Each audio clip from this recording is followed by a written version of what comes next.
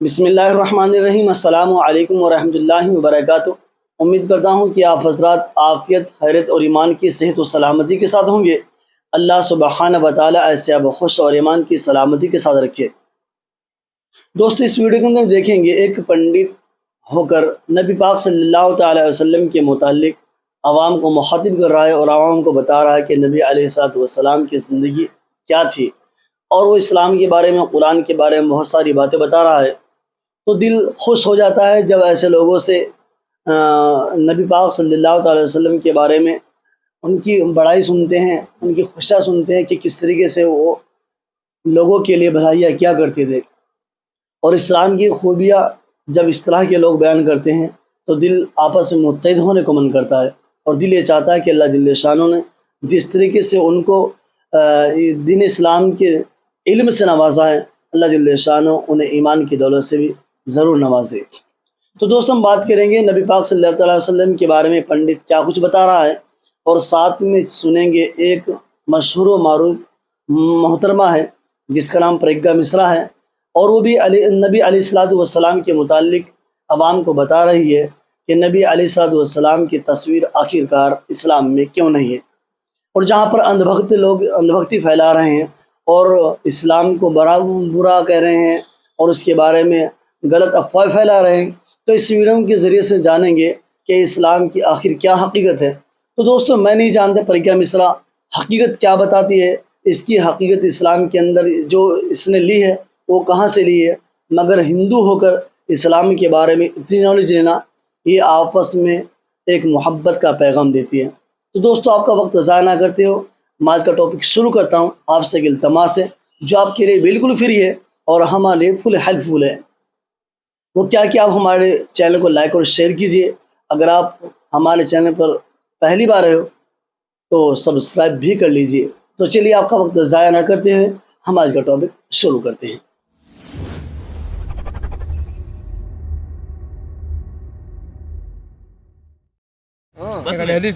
अच्छा, आप पीछे बैठा था। मस्त आदमी हूँ यार, मैं वो सुन रहा था करामाते सुलेमान और सुनते सुनते आ गया, सबर पूरा हो गया। इसलिए अल्लाह के नबी को सुबह की फजर की सुन्नत बहुत पसंद थी और जो मोमिन का काम है, मुझे इस्लाम से बड़ी मोहब्बत है और मुसलमान से थोड़ी सी नफरत है कि मुसलमान ना ईमान के तरीके में है। कारी नबूवत और मिजाज नबूवत हो तो मुसलमान है, वो गुलाम आका का है और काम मुशरिकों का कर रहा है। गुलाम आका का है और काम काका का कर रहा है, इब्लिस काका का। तुम्हें पता है मुसलमानों, अल्लाह कहता है तुम्हारी इबादत की ज़रूरत नहीं है। अल्लाह कहता है मैं वो ताकत हूँ जो मैं हर शख्सियत को बदल सकता हूँ। वो वतज़िल्लु मन तशा वतुइज़्ज़ु मन तशा, वो इज़्ज़त का देने वाला, ज़िल्लत का देने वाला, रोज़ी का देने वाला, रिज़्क़ का देने वाला। रोज़ी के लिए रब को बुलाए बैठे हो। मोमिनो, तुम्हें तकब्बुर ना हो जाए इसलिए आयत नाजिल की है। अलम तर कैफ़ फ़अल रब्बुका बिअस्हाबिल फ़ील अलम यज़ल कैदहुम फ़ी तज़लील वअरसल अलैहिम तयरन अबाबिल तरमीहिम बिहिजारतिन मिन सिज्जिल फ़जअलहुम कअस्फ़िम माक़ूल। अल्लाह कहता है मोमिनो, खुद पे तकब्बुर ना करना। नबी सब को थे आपको अबाबिल जैसे चिड़ियों से हाथियों के लश्कर को तबाह कर दिया अल्लाह ने। क्या वजूद है तुम्हारा? सजदे पे झुक जा, नहीं तो दोज़ख में पिछवाड़े में डंडे पड़ेंगे। पूछेंगे मुनकर नकीर तो क्या कहेगा? मन रब्बुका, मन दीनुका, मन नबियुका। कितनी हदीस मोटे है बोलो बापू। हां, सैयद है बापू, सैयद है। अरे वाह वाह वाह वाह, आले रसूल। हां भाई वाह, नमाज़ें छोड़ देता है, कहेगा सैयद तू। नमाज़ें पूरी पढ़े तो सैयद, पाँचों टाइम की तो फिर सैयद, पक्का सैयद। फिर तेरे चेहरे देखने से लोगों को सुकून मिलेगा भाई। हमारा बापू है बापू। हाँ, नहीं सैयद तो बापू है ना, आले रसूल है। आका की आल में से है तो बापू नहीं होगा। हाँ बापू, आका की आल में से है तो बापू नहीं होगा। मर्दे मोमिन, ये बंद कर यार गांजा। मैं हूँ प्रज्ञा मिश्रा और आप देख रहे हैं प्रज्ञा का पन्ना। पैगंबर मोहम्मद साहब की कभी कोई तस्वीर क्यों नहीं दिखाई जाती? मुस्लिम समुदाय के लोग अल्लाह की या पैगंबर मोहम्मद साहब की कोई मूर्ति क्यों नहीं लगाते? इस्लाम में ऐसे नियम क्यों हैं? क्यों पैगंबर को किसी चित्र या किसी और माध्यम से दिखाना प्रतिबंधित है? क्या पैगंबर का कभी कोई चित्र रहा है? इसके बारे में कुरान क्या कहती है, आज इसी के बारे में बात करेंगे। दोस्तों, पैगंबर मोहम्मद साहब के बारे में बीजेपी की प्रवक्ता रही नुपुर शर्मा ने जो मजाक उड़ाया, फिर माफ़ी मांगी, उसके बाद पूरे विश्व में पैगंबर मोहम्मद साहब के बारे में जानकारियां खोजी जाने लगी। मैंने पिछले वीडियो में उनकी शादी हजरत आयशा से कैसे हुई ये रिसर्च के जरिए आपको बताया। आज बात इस पर करेंगे कि पैगंबर मोहम्मद साहब की कोई मूर्ति क्यों नहीं है। दोस्तों, मुस्लिम धर्म में अल्लाह या पैगंबर मोहम्मद साहब का चित्र या मूर्ति बनाना उनका अपमान समझा जाता है। कहते हैं कि ये बुत परस्ती मतलब मूर्ति पूजा या मूर्ति की इबादत को बढ़ावा देता है। दुनिया के सारे धर्मों में एक सर्वशक्तिमान शक्ति से दुआ मांगी जाती है, प्रार्थना की जाती है, आशीर्वाद मांगा जाता है, लेकिन सबके तरीके अलग अलग हैं। लगभग सारे धर्मों में भगवान के रूप को देखकर उनसे कुछ मांगने का रिवाज है, लेकिन मुस्लिम धर्म में भगवान का मतलब अल्लाह का कोई रूप नहीं है। दोस्तों, कुरान में कुल 114 चैप्टर है, मतलब अध्याय हैं, जिन्हें सूरा कहा जाता है। हर चैप्टर या सूरे के अंदर छोटे छोटे खंड हैं, जिन्हें आयत कहा जाता है। ठीक वैसे जैसे गीता में अध्याय होते हैं, श्लोक होते हैं। पूरी कुरान में कुल 6236 आयतें हैं। कुरान के 42वें सूरे की 42 नंबर आयत में कहा गया है कि अल्लाह ही धरती और स्वर्ग को पैदा करने वाला है, उसकी तस्वीर जैसी कोई चीज़ नहीं है। कुरान में लिखी गई इन बातों के आधार पर इस्लाम के जानकार मतलब निकालते हैं कि अल्लाह को किसी मनुष्य के हाथों से बनाई गई तस्वीर में कैद नहीं किया जा सकता। उनका सौंदर्य इतना ज्यादा है और उनकी महिमा इतनी बड़ी है कि मनुष्य के हाथों इसका चित्रण हो ही नहीं सकता। अगर किसी ने ऐसा करने की कोशिश भी की तो इसे अल्लाह का अपमान माना जाएगा। कुरान के चैप्टर या सूरे नंबर 21 की आयत नंबर 52 से 54 में भी मूर्ति पूजा को अब्राहम द्वारा गलत बताया गया है। इस आयत का हवाला देते हुए इस्लाम के जानकार मानते हैं कि तस्वीरें बुत परस्ती यानी मूर्ति पूजा को बढ़ावा दे सकती हैं।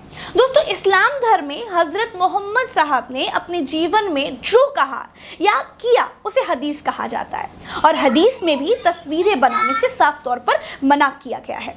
मोहम्मद साहब के बाद उन्हें लिखा गया था।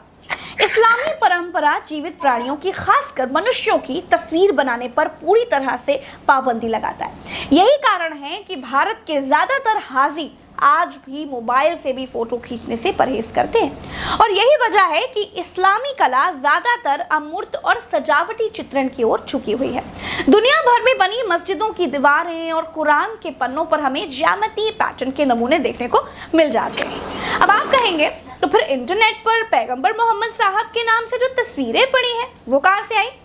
दोस्तों, एडिनबरा यूनिवर्सिटी की प्रोफेसर मोना सिद्दीकी मुस्लिम कलाकारों की बनाई मोहम्मद साहब की तस्वीरों के बारे में ये कहती हैं कि ये तस्वीरें मंगोल और ऑटोमन साम्राज्य में बनाई गई थी।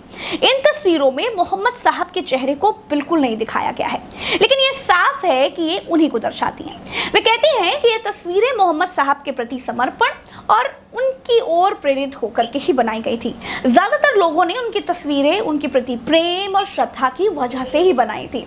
उनका इरादा बुत परस्ती का बिल्कुल भी नहीं था। दोस्तों, मिशिगन यूनिवर्सिटी में इस्लामी कला की प्रोफेसर क्रिस्टियन ग्रुबर के मुताबिक मोहम्मद साहब की काफ़ी तस्वीरें 14वीं सदी की हैं, और उस वक्त उन तस्वीरों को निजी तौर पर देखा जा सकता था ताकि बुत परस्ती को बढ़ावा ना मिले। ग्रुबर कहती हैं कि 18वीं सदी में बड़े पैमाने पर प्रिंट मीडिया जब बढ़ने लगा तो वो तस्वीरें छपने लगी। मुस्लिम धर्म के लोगों ने इसका विरोध किया। ग्रुबर कहती हैं कि इस्लामिक जानकारों ने दुनिया को बताया कि इस्लाम धर्म ईसाई धर्म से कितना अलग है। ईसाई धर्म में मूर्ति बनाना, तस्वीर बनाना या पेंटिंग करना बिल्कुल भी मना नहीं है। इसके बाद मोहम्मद साहब की तस्वीरें गायब होने लगती हैं। उनके चित्र या आकृति गढ़ने के खिलाफ एक नई बहस छिड़ गई। लेकिन ज्यादातर मुस्लिम शोधकर्ता और विद्वान कहते हैं कि शास्त्रीय विद्वानों ने हमेशा से ही मोहम्मद साहब या अल्लाह या दूसरे पैगंबरों की आकृति या किसी भी प्रकार के चित्रण का हमेशा विरोध किया है। दोस्तों, इस्लाम धर्म में मूर्ति पूजा नहीं होती है। हिंदू धर्म में भी साकार ब्रह्म और निराकार ब्रह्म के दो मत हैं। साकार के उपासक मूर्ति पूजा करते हैं और निराकार मूर्ति पूजा नहीं करते।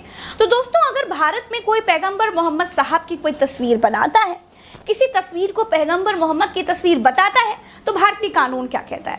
दोस्तों, भारत में सभी धर्म के लोगों को धार्मिक स्वतंत्रता है। सभी धर्म के लोग अपने धर्म को अपनी सभ्यता के मुताबिक मान सकते हैं। भारतीय कानून में मोहम्मद साहब की आकृति या तस्वीर बनाने के बारे में कोई अलग से जिक्र नहीं है। इस बारे में कोई भी शिकायत धार्मिक मामलों से संबंधित भारतीय दंड संहिता के तहत दर्ज की जा सकती है। धार्मिक भावनाएं आहत होने, दंगा भड़कने की आशंका आईपीसी की धारा 153A और 153B, 295A और 298 के तहत इस तरह के मामले दर्ज किए जाते हैं। तो दोस्तों, उम्मीद है कि आपको समझ में आया होगा, मेरे हिंदू भाई बहन को भी ये समझ में आ गया होगा कि इस्लाम धर्म में उनके भगवान या इष्ट या अल्लाह या गॉड की कोई तस्वीर क्यों नहीं है। तो दोस्तों, इस वीडियो में इतना ही। चलते हैं। राम राम, दुआ सलाम, जय हिंद। मुझे ट्विटर पर @प्रज्ञा लाइव नाम से खोजकर फॉलो आप कर सकते हैं। फॉलो करने का मतलब है कि साथ आएंगे तो सच को और सामर्थ्य मिलेगा, क्योंकि मैं मानती हूँ कि ना तो एक तरफा अंध विरोध ठीक है और ना ही एक तरफा अंधभक्ति ठीक है। हिंदू हो या मुसलमान हो, सबको सच जानना चाहिए और सही के साथ खड़े रहना चाहिए। तो दोस्तों, ये थी प्रज्ञा मिश्रा जो इस्लाम के मुतालिक हमारे पैगंबर मोहम्मद सल्लल्लाहु अलैहि वसल्लम के बारे में बता रही थी। इस्लाम के अंदर हमारे पैगंबर की यानी किसी नबी की तस्वीर क्यों नहीं है। आखिरकार इन्होंने बहुत सारे हवाले दिए हैं, इनके हवाले सही या गलत है तो उलमा किराम डिसाइड फरमाएंगे, लेकिन एक हिंदू होकर इस तरह से भाईचारा का संदेश देना, ये आपस में और ये बहुत बड़ी मिसाल है। दोस्तों, दूसरी बात करेंगे उस पंडित की जो पंडित होकर नशे के अंदर मुब्तला है, मगर उसके बाद भी हमारे पैगंबर मोहम्मद सल्लल्लाहु अलैहि वसल्लम के बारे में बता रहा है और साथ में इस्लाम के बारे में बता रहा है कि इस्लाम सबसे अच्छा मज़हब है, और बताया कह रहा है कि मुझे इस्लाम से मोहब्बत है और कहीं ना कहीं मुसलमानों से थोड़ी सी नफरत है। वजह यह है कि मुसलमानों के जो बिहेवियर देखते हैं, उसके जो मामला देखते हैं, हालात देखते हैं, उसकी वजह से गैर मुस्लिम हजरात हमसे मुतासिर हो जाते हैं और ये समझते हैं कि इस्लाम ऐसा ही है। दर हकीकत ऐसा नहीं है। हकीकत वो जो कुरान पाक के अंदर बताई गई है कि जब कहीं बात आती है किसी नमूने की कि तुम उस आइडियल को देखो, तो किसी भी हम नबी के अलावा फिर पैगम्बर इनके सहाबा के अलावा जो अल्लाह के नबी अलैहिस्सलाम के साथी हुआ करते हैं, उनके अलावा हम किसी दूसरे को आइडियल नहीं बना सकते।